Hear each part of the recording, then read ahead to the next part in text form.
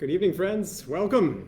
Happy Thursday, and to this, another edition of the Mystery Wine Blind Tasting, Field and Maine style, with our weekly wonderful mystery wine picked out by Tony or Julie and Julie. So who's with us tonight to play along this wonderful game? We had a little bit of a fun start to the evening. I'm a minute late, and I apologize for that, but our power here just had a little power surge and went out. And so I'm hopeful that we stay in power and can kind of stay doing this throughout the evening.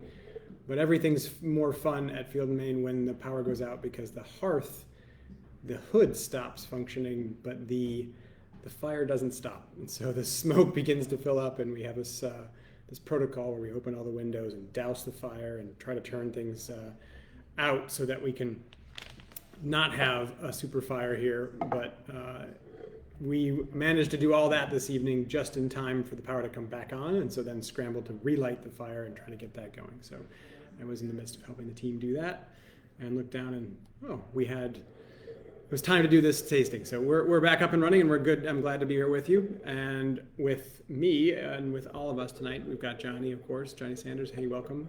Tanya's here. Yeah, long time no see. It's fantastic to have you back. Thank you. And Matthew Fitzsimmons, who joined us last week for some dinner and now is playing the game because he picked up the wine. Candy, Kathy, and Kevin, and then Trish and Andy and Kathy are here, and Jan and Bobby are with us tonight, which is awesome. Thank you. Tanya, I'm glad you got your power back. And hello, Susan, to you. Erica and Jen are playing tonight. And the Swanbergs, Jeff and Adrian, are here too, which is awesome. And Peggy and Chris too. Hey, thanks everybody. I'm so glad everybody's got power and has an internet connection so we can continue to play this evening's game. Rob and Kathy, hello, and the Kestenbaums. Yeah, how did Tony do last week? They were saying they missed Tony, but a number of you got a chance to join in. How did it go? What did you think of, for those of you that played, and for those of you that didn't and are about to play or want to play, earmuffs, but how was the Michigan White? How did that go? So, Chris, hello to you. And Courtney behind him, I'm sure.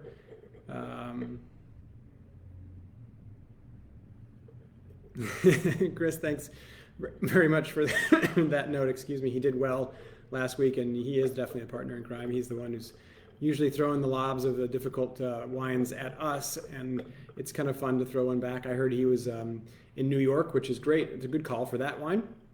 And I thought it was a really pretty wine, really tasty, fun drinking, beautiful, crisp, clean version of Pinot Blanc. It kind of had that perfect lemon profile to it that you could expect from Pinot Blanc. It's really cool to see another emerging region like the one we're in Virginia doing extremely well with some varietals that don't get the same billing other places in the world. It's not certainly something you see a whole bunch of Pinot Blanc planted anywhere else. There's a little bit, in Oregon. There's a little bit in some offshoot spots, but then you see it, of course, in France and Alsace, and you see it in northern Italy, Pinot Bianco throughout Italy. So pretty cool. And Matthew, to your question about not sure how you can get it, we certainly have it here, and we can get more of it if you wish to have more of that Michigan wine. That's thanks to a project that Andrew Stover undertook, and he's with Siema Wines, a distributor that we work with. But Andrew went out about trying to find great wines from a 50-state project, but mostly his focus was trying to get emerging regions that don't have major billing outside of their own region or own state, and bring those wines to DC, Maryland, and Virginia, and that's how we get wines like that. So, Brenda, welcome back. It's awesome to have you with us. And you bought out the rest of the Savoie. Thank you very much. That's awesome. I'm so glad you enjoyed it. That'll be fun for the summer, and drinking those wines for sure. It'll be great for some summertime patio sippers, especially with this warm heat. So, with all that, what do we have here? We have a red. What's the color like? Is it clear or hazy? And is it pale? Is it medium? Is it deep? What do you see when you're looking at this wine? What color is it? It's red, so is it purple, ruby? Is it garnet? Is it tawny? Purple is kind of self-explanatory. Ruby is a more reddish color. A garnet would be sort of a lightly sort of kind of brownish red, right? And then you've got a tawny color, which is much more bronzed and brown colored quality to it. So what do you see? It's lighter around the edges with a deeper core, yep. And sometimes that lighter around the edge element might indicate a little bit of age. It might be something that if you see more of a watery rim, that it might be an indication of a bit higher alcohol. But we're all over the map here in terms of color. So some are saying, Johnny's saying garnet, Eric is picking up purple, a deep garnet, purple for Tanya, deep garnet, medium purple, deep. So it's relatively deep for some. And deep, you shouldn't be able to really see anything through it. And I'm getting a faint hint through it. So it's definitely in the medium plus kind of camp from my vantage point. The color is, yeah, it's interesting. It has a little bit of a garnet element. It has a little bit of ruby element. It has a little bit of a purple core. So it's in that, maybe that's an indication that we're talking about a blend.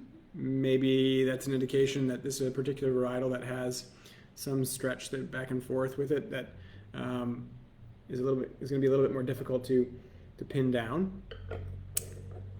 Pinky rim for Tanya. There's purple, yep, and garnet.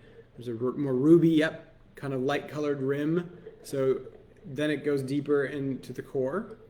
Very good. All right. How about the body weight? Can we tell anything about the body weight and its intensity based on your swirl and what you see here? I mean, there's legs and tears forming, and they're taking their time, kind of moving down. This is for sure a moderate plus alcohol wine by appearance. So we're thinking about a wine that has, right off the bat, no nose, no palate. We know this wine might be from somewhere a little bit warmer in climate because it has a bit richer kind of profile in terms of its depth of color. So it's going to be generally speaking, a little bit thicker skinned grape. It probably a bit riper in its orientation. So we're starting to think about some more robust varietals that are coming from a warmer place, not necessarily super hot and not necessarily like, this isn't inky black or super deep, rich purple, kind of midnight sky sort of color, but it is on the richer end of the spectrum. So we can start to think about things that are not on the lighter end of the spectrum. So Gamay and Pinots and things of that sort might be out, but might be. Like we're just beginning, and we're kind of creating some of a basic beginning profile. It has some legs, exactly, Candy. Matthew. I have many a time been busy swirling my wine and spilled it on myself. So you would join my camp in that for sure if that had happened to you. But fear not, that's okay. I would be much more concerned about your computer than me. All right. So what do you smell? Fruit, earth, and wood. Let's kind of orient ourselves with that. Fruit flavors, fruit aromas are what we're looking for on the nose, of course. And fruit goes from sort of citrus. And if you look at your sheet here, if you have your sheet still, it starts out with citrus. It has green fruit. It has stone fruit, then red or black fruit, tropical fruit, dried fruit, and the conditions of those fruit. Do you smell any citrus? Do you smell any green fruit and green apple, gooseberry, pear kind of element? Do you smell any stone fruit, apricots, peaches, nectarines, things that have a pit is what you're referring to when you say stone fruit? Susan, you've had some guests, some customers, Susan pours in some tasting rooms, swirl and spill on her. Absolutely.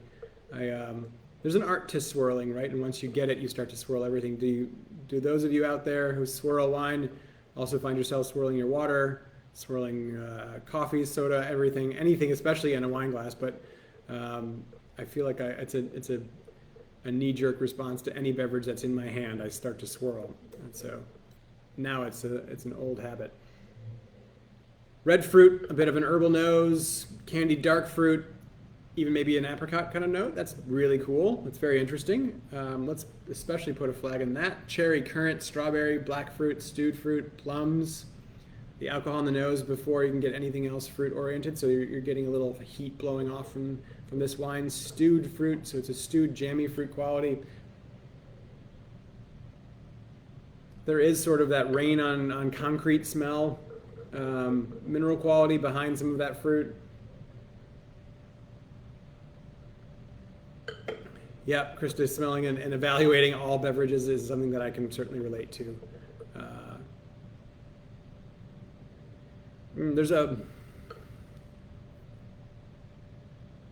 matchstick sulfur quality to this to me too. I was trying to a flintiness and a matchstick element. There's a kind of a quality of a fire starter here.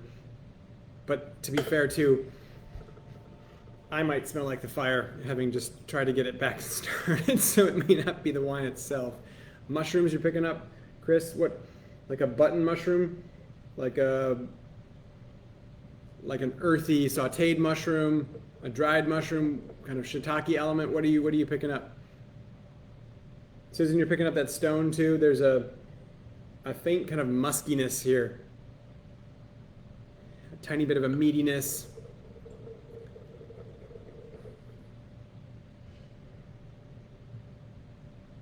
And I said to put a pin in the apricot thing because I'm driving at something in my head right off the bat that I kind of want this to be, and I'm not sure if I'm giving the wine a chance to really be evaluated as such. But some of that smoky element, some of that fruit description, and some of the character of that fruit with that apricot element. Maybe we're talking about Syrah that has a little Viognier nearby and maybe blended in. So that's where I was kind of headed, and it's an early bias as opposed to necessarily what the wine is giving me. Black currant.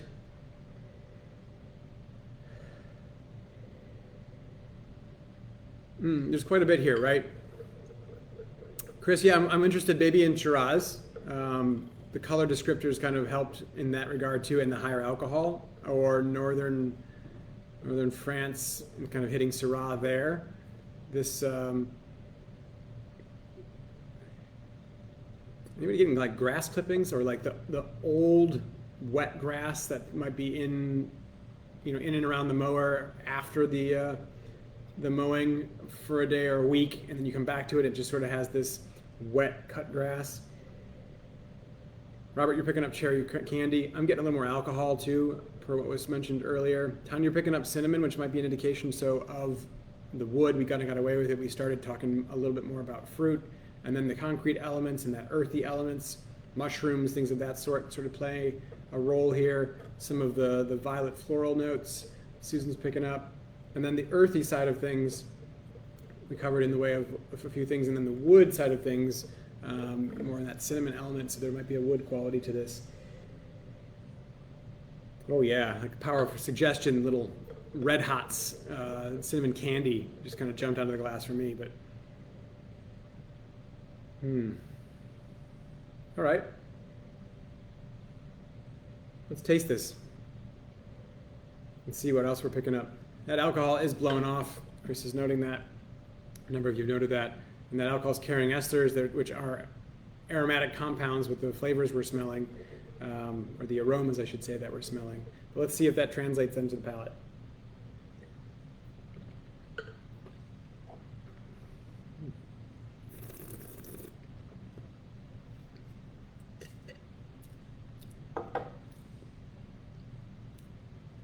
Ooh, it's nice. It's nice to kind of sit with that for a second, isn't it? It's elegant.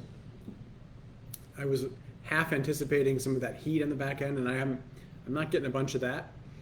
It's a dry wine, right? Are you getting dry? I'm not getting any residual sugar. Is it a medium plus kind of robust quality in the wine? It's not a full-bodied wine, is it? But it's fuller.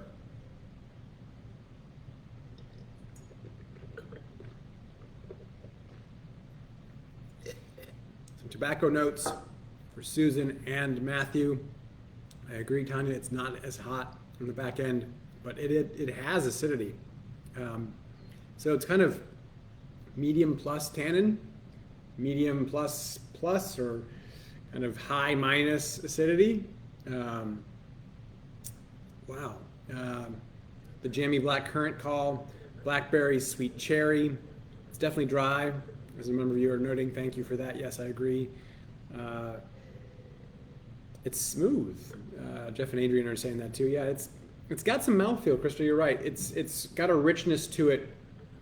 It's not heavy, and it's not deriving an extra kind of bump of that richness from tannin. It has tannin, but the tannins aren't they aren't front and center. They're sort of a layer underneath. They're kind of the graham cracker crumb to the cheesecake creaminess that's here.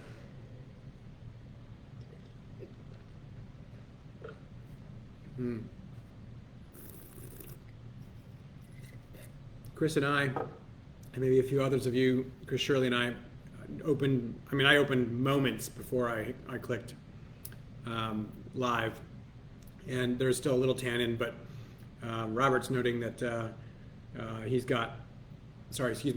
Johnny was noting that he's got a little bit of, or kind of a diminished tan at this point, having opened it about a half an hour before we began. So yeah, it's not staying. Aussie Shiraz was thrown out, and I think that's something to consider for sure. There's sort of that funk element, that mineral, wet stone basement kind of element that we talked about that I don't usually get from Australia and from a Shiraz there, but it does taste a little bit more New World than it tastes Old World.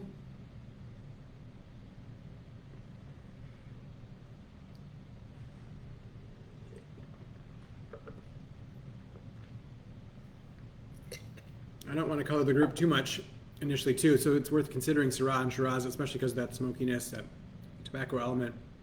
But what else should we be considering? And wow, that acid just keeps building. I'm having a hard time talking without drooling. I may end up spitting on myself before the evening's over. So,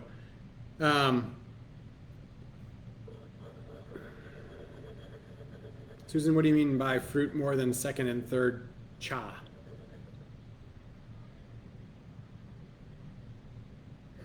Robert, cool descriptors there with celery and radicchio. You're getting so kind of a bitter green, and then the celery cooked green, kind of a. Yeah, there is sort of a vegetal quality about this. Just a faint one though. It's not super pronounced. And at around 18 to 20 minutes, it's always time to add a little bit more and see how it's changed. And we're 18 in.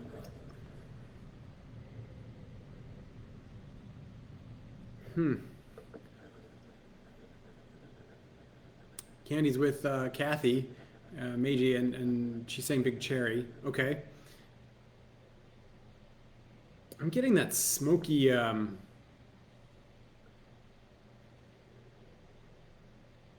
smoked sausage, smoked hot dog element. There's this kind of meaty element here.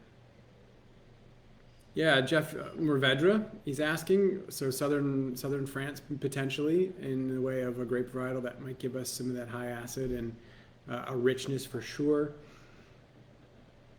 The cherry, blackberry elements. Candy, you're getting a bitterness on the finish, huh? I didn't get that initially.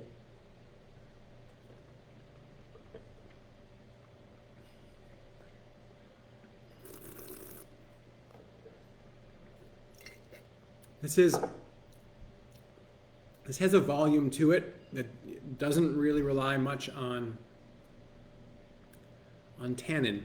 So we could be drinking something from Italy, like you're thinking, Matthew. Not sure at this point. I'm with you. I'm not sure either. But if we were in southern Italy and we were drinking, remember we tried Primitivo recently, right? And that had that sort of ripe fruit, almost raisiny fruit.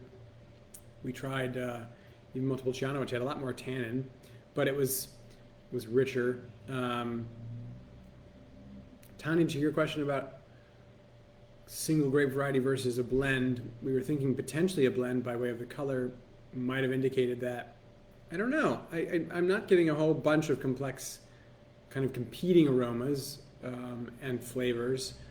Susan, I kind of like the Languedoc idea. I mean, Languedoc, you'd give us maybe this is a blend with Syrah and Mourvedre, and so we're getting some of those elements, and it would explain some of the more jammy kind of stewed, cooked, warmer climate fruit.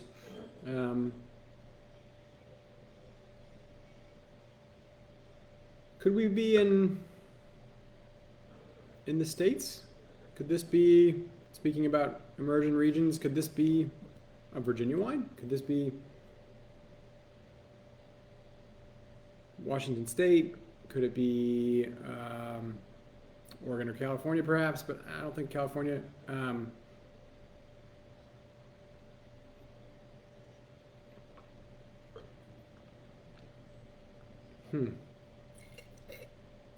What do you think, guys? Southern France, Spain, Italy, Australia. Every time we consider Australia, somebody eventually throws out South Africa, which we should consider. Walla Walla. Hey, Chris. It doesn't quite have the power for Walla Walla for me, and so maybe Columbia Valley, maybe somewhere a little less concentrated.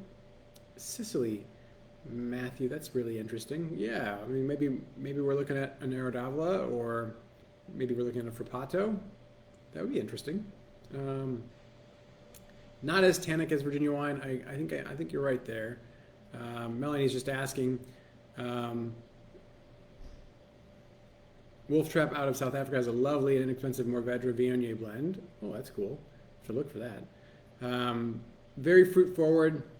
Yeah, it's not showing a whole bunch of tannin or complexity.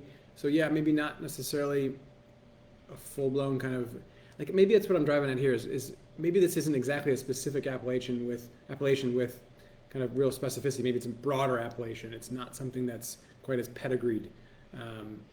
And Jen, you were asking about Bordeaux Left Bank blend. I think some of the descriptors we put out there would certainly suggest that, especially up earlier with something maybe Merlot dominant or Merlot oriented with plum was thrown out there, and some of the current quality. So current would give you Merlot and Cabernet. Some of the smokiness, we could be considering that, but it's just not, like, it doesn't have the broad shoulders tannic structure for Cabernet, and the Merlot might be there, but it's softer and easier than that.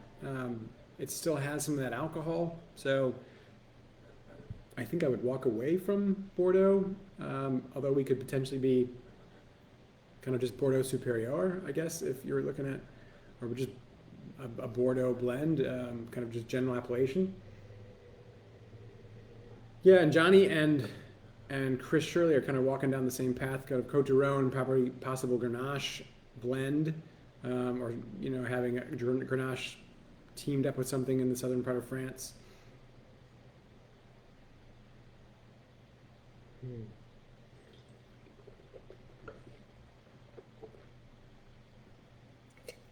Ariel, I'm missing what Nicole had said, but Bahamas, no Bahamian wine that I think we would pour.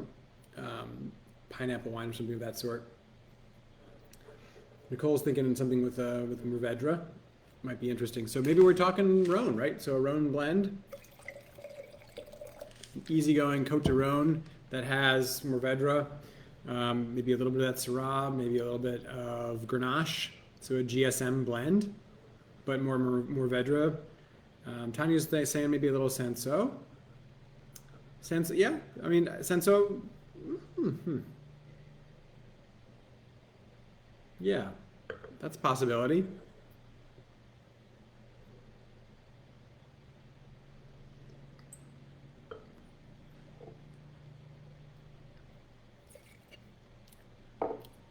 Sometimes it's helpful too to step back from the deductive process and just to kind of take a sip, close your eyes.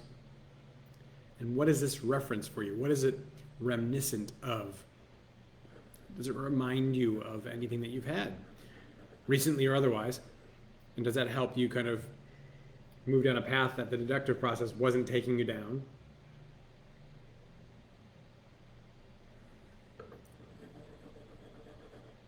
It's recapping that it's a little bit warmer.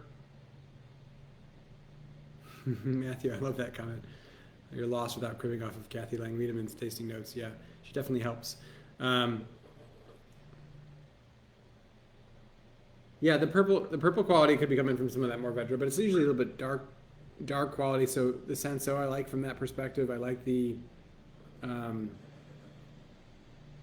Grenache element.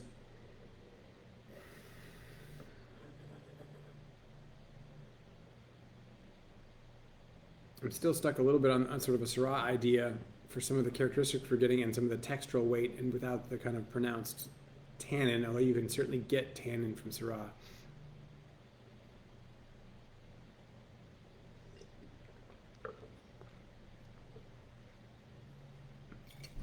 Chris has thrown out two things that are worthy of consideration too. The Jingo Das, so southern Rhone Grenache-based blend with Syrah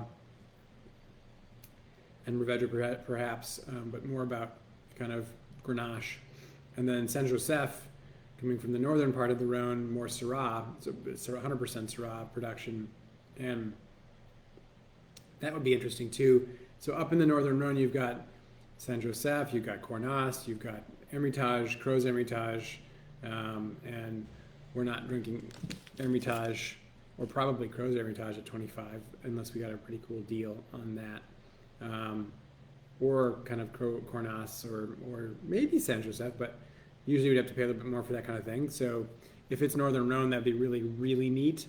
So Jeff kind of and Adrian sort of bring us back to the Southern Rhone blend, and that gives us Grenache, Syrah, Mourvedre, GSM blend. Robert Ford's thrown out the idea of a Willamette Gamay.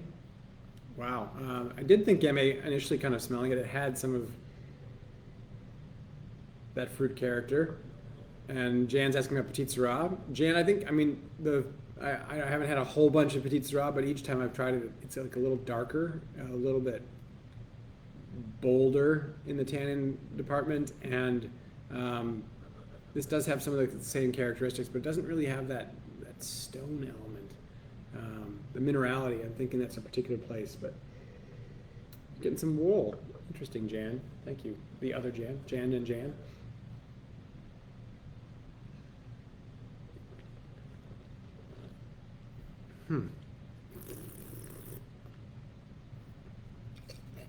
What can we rule out comfortably? I think we can rule out Walla Walla. I think we can rule out California. Wow, the tannin just built in a little bit more punch right now. Just started to dominate a touch more. Interesting. So maybe we're not New World West Coast. Oregon's interesting. Maybe we're talking in Oregon. Actually, recently I got a chance to try sort of northern Oregon, southern Washington, kind of the River Gorge, the Columbia River Gorge sort of area, where you get a lighter profile of some Grenache and things. I mean, that would be fascinating if we could get one of those in. I don't know that we have access to that, but that would be kind of cool, where the river influence tempers some of the power and makes it a little bit more elegant. Tanya's saying mulberries because of her recent exploits in picking mulberries, and that's cool. And Matthew, I agree. This is not an IPA. So we can rule that out. Can we rule out sort of Australia or South Africa? Does that make sense to rule them out? I don't think 100%. Can we rule out Spain? Yeah, I don't see this being Spanish. Can we rule out Italy? I mean, you can make an argument for Italy for sure, and there's so many varietals in Italy that might be in play here. And then southern France. So all that to say that I don't think I'm any further along. I'm coming to a point where I'm going to have to make sort of an educated guess based on what we've talked about, and usually going with what most of you have offered too. I like the GSM argument because it does take care of a number of the things that we've talked about. It takes care of a little bit of the color. It takes care of the condition of the fruit that we're tasting and smelling. It takes care of the potentially higher alcohol too that we're getting, but not a crazy amount. I'm getting a bunch of white pepper right now, and there's still that kind of muskiness. It's not the right word. It's not a real correct descriptor, but it is just prominent for me.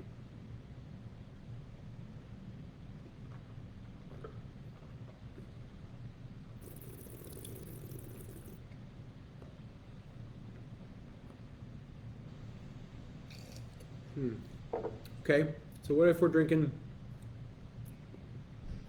Côte du Rhône? Some people said Languedoc earlier too. 20 or 30 minutes in now. It is more complete than it was upon opening. It's emerging a little bit. It's giving us a bit more textural quality. The tannins are coming on more. Still powdery. They're not prominent, but yeah. Johnny's coming out with Côte du Rhône 2018-19. Chris Shirley saying definitely French. It's Robert. You're picking up a little bit of that pepperiness. Is it like black pepper for you, or I'm really getting on the nose and a little bit less so on the palate, but definitely in the nose, like this white pepper quality. Gina, thank you for that. I kind of passed and glossed over Pinotage. When Cinsault comes up, I always think that too. It has this sort of, we had a little bit of a petroleum note, kind of burnt rubber element. This be Pinotage. Yeah, it could be Pinotage.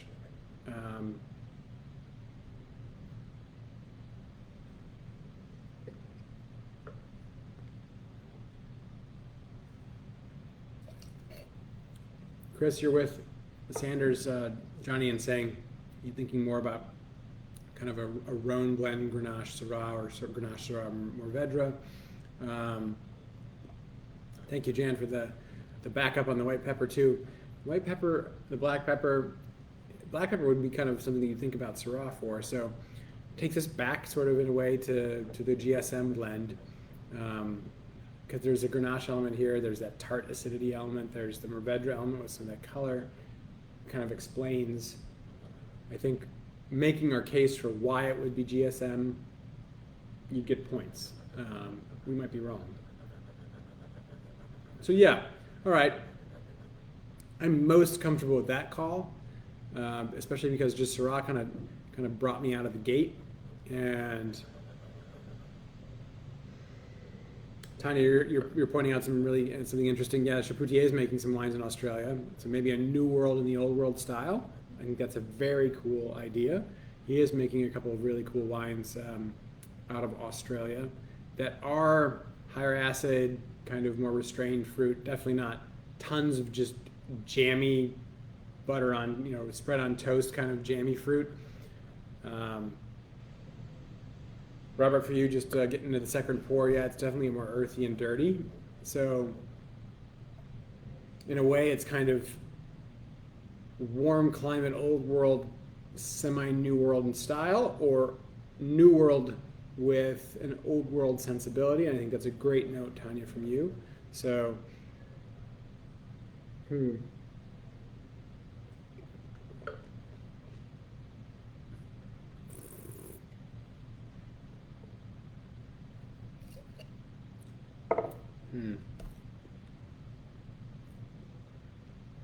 This wine has changed dramatically in the last 2-3 minutes for me. The tannin is kind of ramped up. And Chris, yeah, maybe Tony is repeating. I mean, we're 50-some bottles into this, and so it's absolutely possible that we are repeating. I don't know that we've ever done a GSM from Australia. We've done Shiraz from Australia. And we've done Chardonnay from Australia, I think, from Margaret River. But, all right. I'm gonna just, for lack of complete certainty, I'm gonna go with the group. I like Tanya's idea of Australia, and I had that thought initially too. But I don't know. There's something about the tannin and the finish and the powderiness of it, the acidity, the quality of it that I think I want to sit myself in France, and we'll go Southern Rhone, a Rhone blend, Grenache Syrah Mourvedre, 2000 and. There's a little bit of that rim variation, so maybe I'll do 18 Côte du Rhône blend. Not Michigan. Yes, I agree with that. All right. Very cool. Haha. Okay, so this is 2020. Very interesting. Syrah, 100% from Vincent Paris. And Vincent makes wine in Cornas. He makes wine in the northern part of the Rhone. and this is listed as Vin de Pays de Collines Rhodaniens, which is just a basic appellation, kind of an open, almost table wine appellation for a larger swath of France in the southeastern part. And he really is working in Cornas. So this is kind of declassified Cornas. That's interesting. That's cool. We tasted or purchased some of the Cornas for our list, and we're told about this, and so we got this in. That's cool. It's Syrah. So, yeah, you know, Tanya, it's interesting because we don't get a chance to drink a lot of Northern Rhone Syrah. There's not a lot of it produced, and it's usually a little bit more expensive. And so it's cool to have it in this context to be able to try it. There were some things that definitely jumped out Syrah-like. I had it, Chris. Yes, I had it in some thoughts, but it had enough going on to like the Southern Rhone call, and because I just don't get a chance to try it, and I think I almost talked myself out of it from a price point standpoint, because generally speaking, because there's such a little amount made of Cornas and Côte Rôtie and Hermitage, Gros Hermitage, Saint Joseph, you don't see it at $25, so that's a pretty cool thing. But so that's why this declassified wine is pretty neat, and it's youthful. I mean, it's young. It's 2020. It's really new, but it doesn't drink so new, right? I mean, this is a really fascinating, cool wine that, gosh, if you had a couple of these bottles and just forgot about them for 5 years, that might be really neat to see where this wine goes. It's got quite a quality to it. And Tanya, I'm glad you're enjoying it, and glad, Jan, you like it too. Oh, wow. Yeah, that's a neat wine. I mean, at $25, and you can see at the bottom, it says Cornas there. That's where he's based. So some younger vine Syrah that he's got planted, some stuff that doesn't make it into the Cornas bottling. He just kind of bulk bottles into a Syrah that has a basic appellation. So we were on that for a minute, right? Talking about a basic appellation versus a real specific spot. It is an exceptionally easy wine to drink. Thank you, Nicole. Yeah, I agree. I'll mention that to Tony. And it would be really cool to hold this for a bit.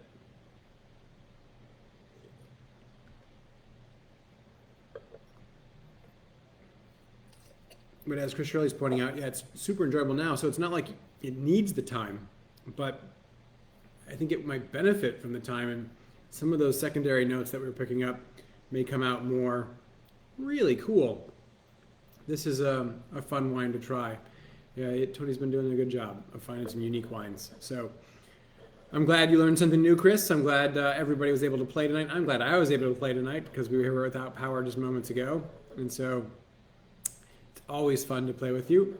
And I look forward to doing it again next week when, I don't know, I didn't get a chance to peek. I think it's a red again, but we'll be back here regardless, red or white, and do it all once again. So thank you all for playing. And we do have a number of bottles of this left if anybody's interested in picking up a few more to keep and to lay down.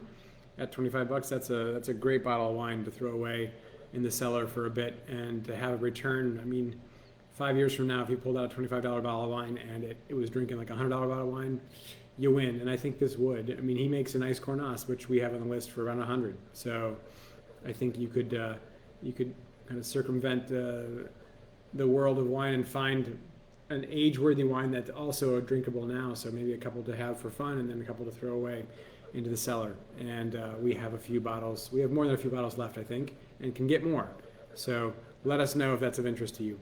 Thanks, everybody. I'll see you next week.